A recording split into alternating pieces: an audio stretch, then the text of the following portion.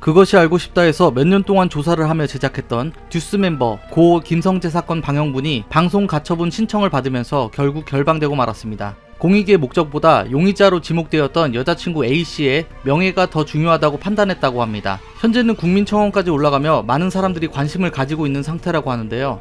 저는 이미 무죄로 확정된 이 미제 사건에 대해 완벽하게 철저히 중립의 입장으로 사건을 바라보려 합니다. 이 영상을 보시는 분들도 제가 보여드리는 증거들과 변론들을 보면서 판단 후 투표를 통해 자신의 의견을 말해주시기 바랍니다. 그럼 시작합니다.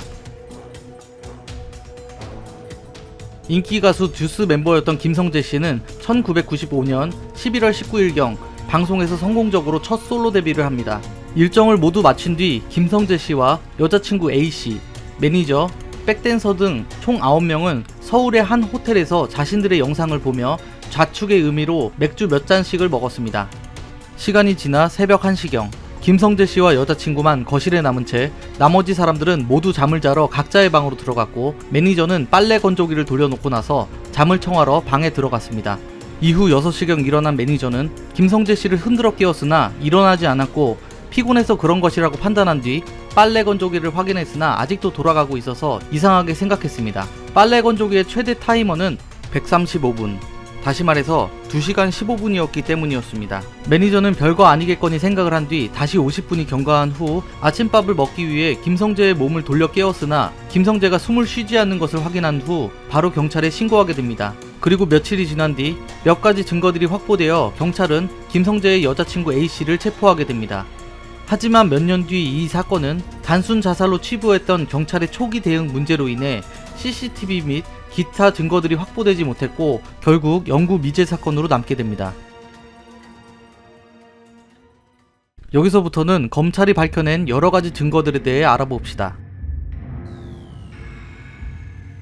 국과수에서 시신을 확인한 결과 우측팔에 28개가 넘는 주사바늘 자국이 있는 것이 확인되었습니다. 그리고 혈액을 조사하여 동물 마취제와 안락사용 약물 성분도 검출해내었습니다. 김성재 씨는 오른손잡이기 때문에 오른팔에 28번이나 주사를 놓는 행동 자체가 부자연스럽고 수면제를 참으며 28번을 주사할 수 없기 때문에 사건은 타살에 중점이 맞춰집니다. 하지만 해당 동물용 마취제를 사람에게 투여한 사례가 한 번도 없었기 때문에 사망 원인으로 확정 지을 수 없어 할 수 없이 국과수는 원인을 알 수 없는 돌연사로 소견서를 제출합니다. 결국 검찰은 확실한 사망 원인을 밝혀내지 못했고 약물에 의한 돌연사라고 추정된다 라고만 발표하게 됩니다.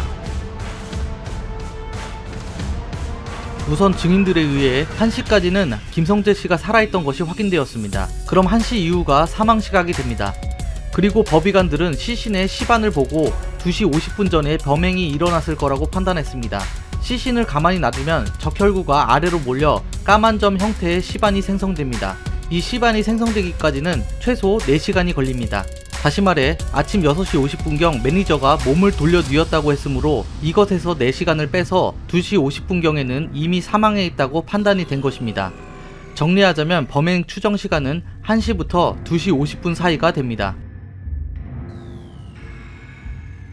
부검 시 검출된 동물성 수면제 졸레틸에 대해 동물병원 원장의 증언이 추가되었습니다. 자신의 동물병원에 11월경 여자친구 A씨가 자신의 강아지를 안락사한다며 졸레틸 한 병과 황산 마그네슘 주사기 2개를 구입해 갔으며 이 사실을 경찰에게 말하지 말아달라고 부탁을 했었다는 증언이었습니다. 여기서 이상한 점은 아직 경찰에서 약물에 관한 발표가 있기 전인데 A씨가 동물병원에 찾아와서 약물에 관한 이야기를 했었다는 점입니다.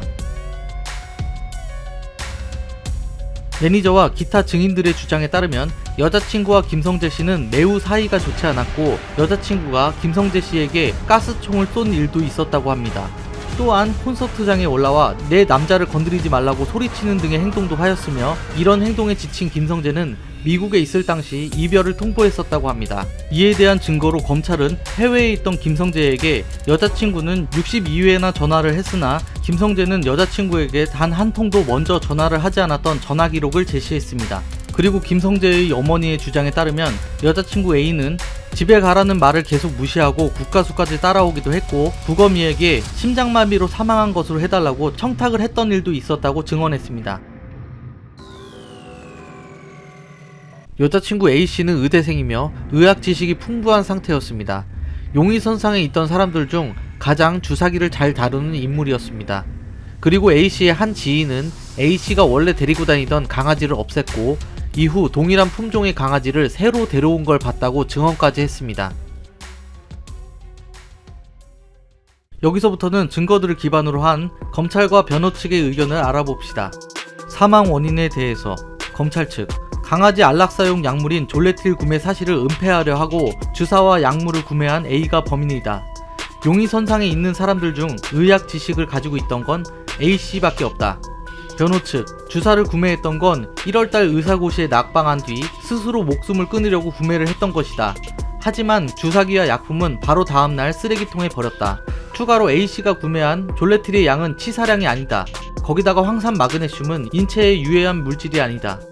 사망 시각에 대해서 검찰 측, 법의관들이 제시한 것처럼 1시부터 2시 50분까지가 사망 추정 시각이며 이때 거실에 함께 있던 건 A밖에 없다.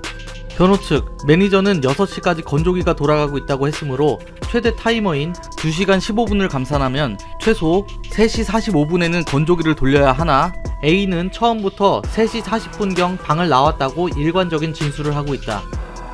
검찰 측, 그럼 법의관들이 제시한 4시간을 기준으로 한 양측 시반은 어떻게 설명할 것인가? 변호 측, 검시관들은 실제 시신을 본 게 아니라 폴라로이드 사진만 보고 판단했다.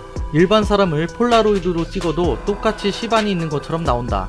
따라서 제3자가 범행을 했을 가능성이 있고 범행 추정 시간은 1시부터 6시이다. 살해 동기에 대해서 검찰 측, 평소부터 관계가 좋지 않았고 소유욕이 강했던 A가 자신에게 헤어지자고 말했던 김성재에게 악의를 품고 계획적인 범행을 한 것이다. 변호 측, 30일 동안 정신과 감정을 받았으나 지극히 정상 판정을 받았다. 가스총을 쏜 것도 장난을 치다가 오발된 것 뿐이다. 기타 정황 증거들에 대해서 검찰 측, 부검이에게 왜 심장마비로 해달라고 청탁했나? 변호 측, 초반에 김성재 어머니가 부검을 반대하기에 의견에 동조하고자 그냥 심장마비로 해달라고 한 것뿐이다. 검찰 측, 이별을 통보하고 서로 관계가 좋지 않아 범행을 저지른 것이 아닌가? 변호 측, 둘이 관계는 좋았고 귀국 며칠 전에는 가죽 명품을 구매해준 사실도 있다. 검찰 측, 데리고 다니던 강아지는 왜 죽였나? 계획적인 범죄를 위한 테스트 아닌가? 변호 측, 일반적인 주장이며 증거는 없다. 그리고 실험을 했다면 추가 약물은 어디서 구했는가? 여기서부터는 각각의 입장에 대해서 최후 변론을 들어보겠습니다. 검찰 측, A가 범인이 확실하다. 1시가 지났을 무렵 A씨는 피로회복에 도움이 된다며 김성재에게 주사를 놔줍니다. 졸레틸에 의해 김성재는 바로 잠에 빠졌고 A씨는 서서히 그리고 천천히 주사기로 황산 마그네슘과 졸레틸을 투약했습니다. 두 약품은 체내에서 화학 반응을 일으켜 결국 급작사를 만들어내었고 거기다가 A는 범행 시 소음을 줄이기 위해 건조기를 한 번 더 켜는 행동을 했습니다. 이후 3시 40분이 아닌 3시 50분 혹은 4시경 호텔을 나섰고 사건을 은폐하려 했습니다. 변호 측, 다른 인물이 범인이다. A는 김성재와 좋은 관계를 유지하며 김성재의 데뷔를 축하해 주었고 함께 이야기를 하다가 잠이 들었습니다. 몇 시간이 지난 새벽 3시 40분경 잠에서 깨서 자신의 집에서 자기 위해 호텔을 나갔습니다. 이후 평소 김성재에게 나쁜 감정을 가지고 있던 외국인 백댄서는 자리에서 일어나 잠을 자고 있던 김성재의 팔에 약물을 투약했습니다. 평소 해외에서도 약물을 해봤기 때문에 주사기 사용은 쉬웠습니다. 그리고 건조기를 다시 돌려놓고 아무 일도 없던 것처럼 자신의 자리에 돌아가 잠을 잤고 다음날 해외로 출국했습니다. 혹은 A씨가 호텔을 나선 뒤 제3자가 방에 침입했고 김성재에게 약물을 투여하여 범행을 저지르고 도망갔습니다. 자, 이 사건에 대한 당신의 생각은 어떠신가요? 우측 상단의 투표함을 눌러 자신의 판단을 보여주시기 바랍니다. 다시 한번 언급드리지만 저는 최대한 제3자 입장에서 양측의 의견을 모두 다 담도록 노력하였습니다. 이 사건은 1심에서는 유죄, 2심과 3심에서는 증거 불충분으로 인해 무죄가 된 미제 사건입니다. 누군가는 오명을 쓰고 삶을 살아갔을 테고 또 다른 누군가는 자신의 죄를 덮어버리고 아무 일 없는 것처럼 살아가고 있었을 것입니다. 저는 정말 이 사건이 수면 위로 드러나 모든 사람들의 의문점이 하나도 없게 깔끔하게 해결되었으면 하는 바람입니다. 그리고 그것이 알고 싶다가 어서 방영되어서 사람들이 모르는 부분을 더 확실하게 밝혀줬으면 좋겠습니다. 오늘의 영상은 이걸로 끝입니다. 이 영상이 마음에 드셨다면 구독과 좋아요 부탁드리겠습니다. 끝까지 봐주셔서 감사합니다.